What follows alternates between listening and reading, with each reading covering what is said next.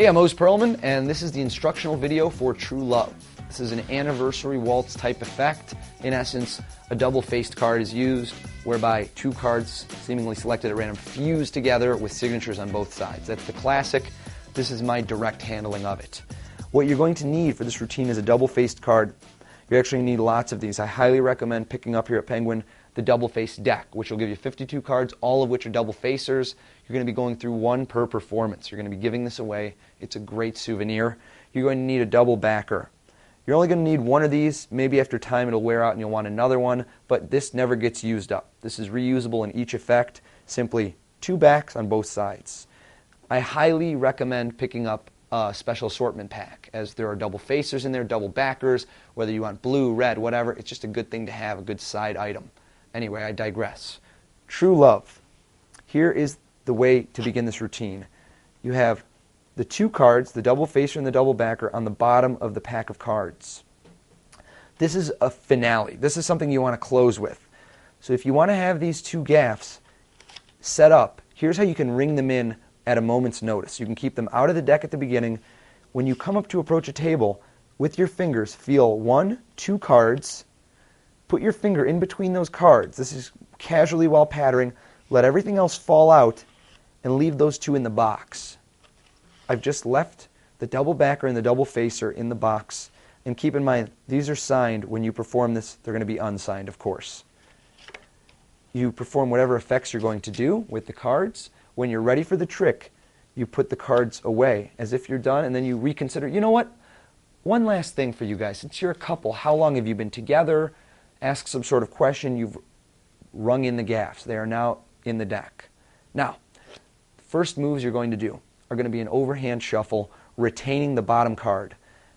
Here's how this works. You squeeze with your fingers. Notice how these three fingers are squeezing against the bottom card, and I pull all of the bottom half except for that bottom card away. So I'm squeezing that, keeping it in place, and now I shuffle off, making sure the last card shuffled goes to the top.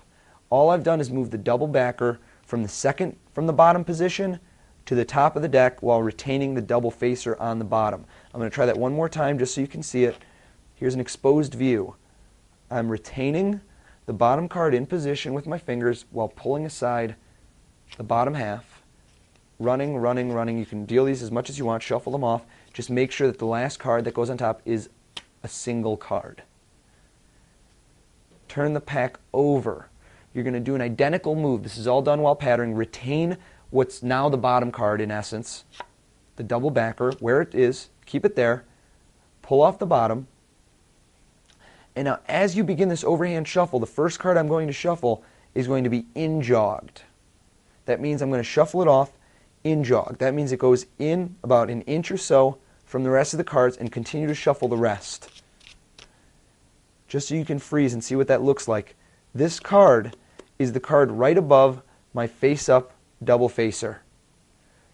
That's going to allow me to get a break by lifting up on this card with my thumb, insert my pinky, and square up, and now I have a break above my double face card. That's the card I'm about to force using a dribble force. Now let's go into the dribble force. Something to be aware of is if you were to just dribble these cards right away, they might flash this bottom double backer. So before you do any type of dribbling, and just to dribble, you're just letting cards fall off your fingers. You're just simply squeezing between your thumb, middle, and ring fingers with your forefinger here and just letting them fall. It's all gravity. Fall off your fingers. Before we start that, I'm going to let this card, along with 3 or 4 other ones, stay in my hand. So I'm just undercutting some of the cards at the beginning. The reason is you don't want this card to fall by itself and flash the double back nature. I watch their mouth, and I say, as I go, whenever you want, say the word stop, and I let them fall slowly. I have a thumb break here above the double facer. Now, something to note, look up for a moment so I can show you, is that your lips purse. When somebody says the word stop, their mouth has to close slightly before they say it. They go, and their mouth comes together. So you can anticipate that moment. You can watch, and you can see that moment when they're about to say stop. And so you can time it accordingly with your force. So take a look. I'm going to be watching their lips. They're going to say stop, and I'm going to let it fall right at that moment.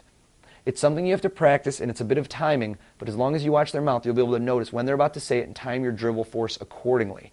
Now let me show you what if they're real picky and they want to wait till almost the last card.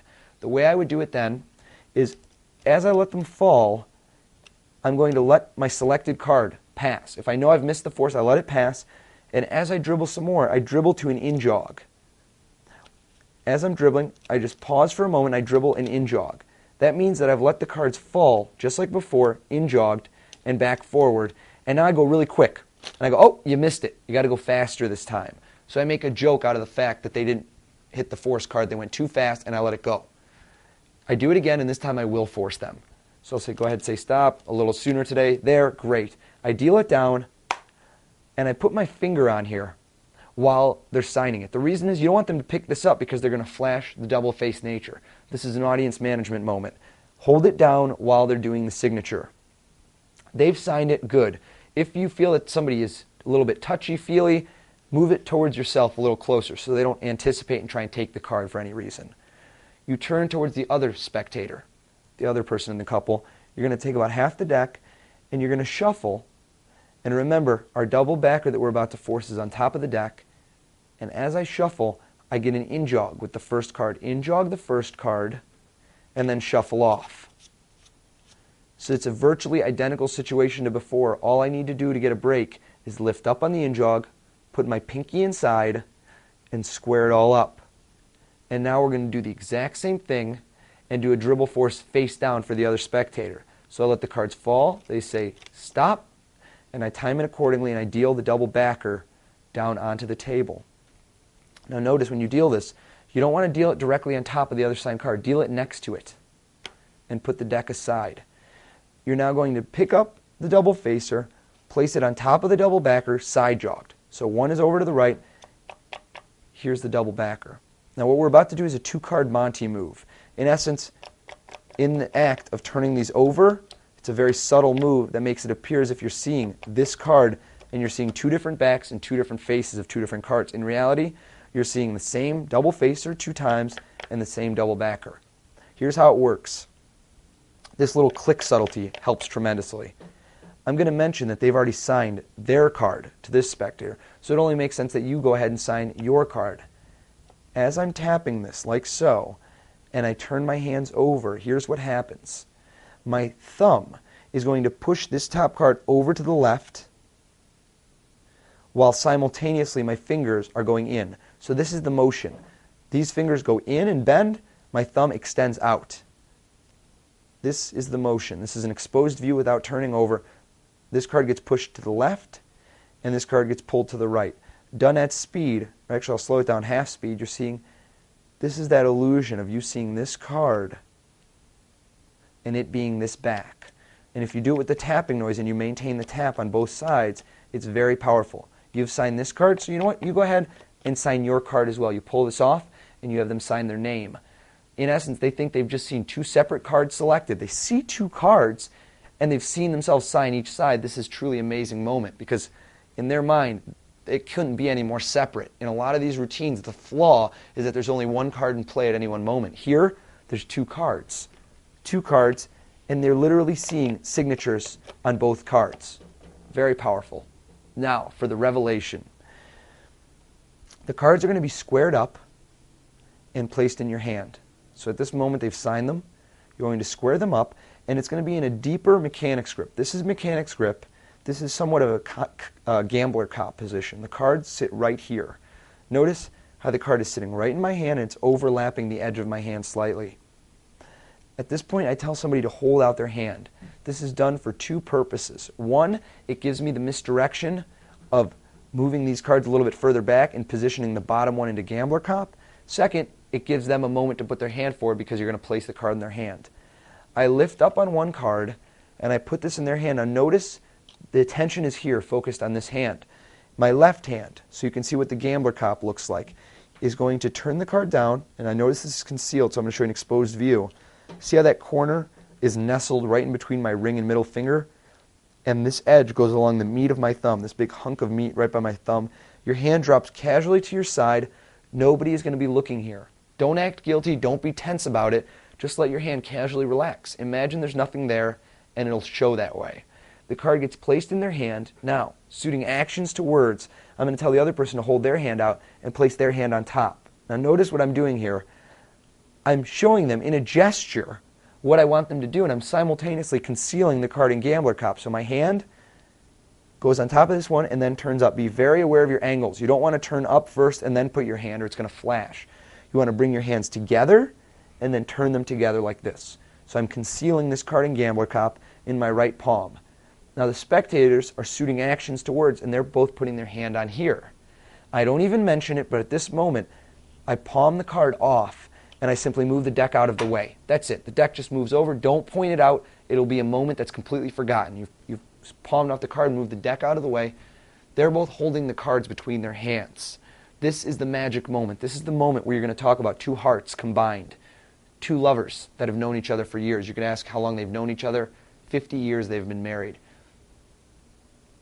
Snap your fingers, create a moment, and say, boom, open your hands.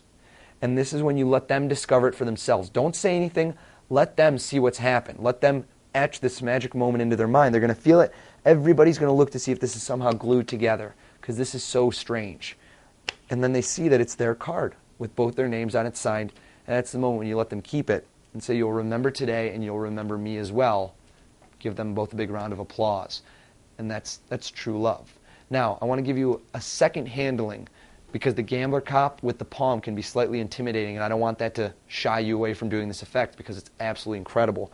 Here's an alternate handling if you feel nervous about that or your angles don't allow it. Here's what you're going to do instead. You've got your double backed card and your double faced card. You've just reached the moment where they've signed the second card and you've picked them both up. What you're going to do is have them hold out their hand. Say, do me a favor, hold out your hand. And I'd say, no, your hand.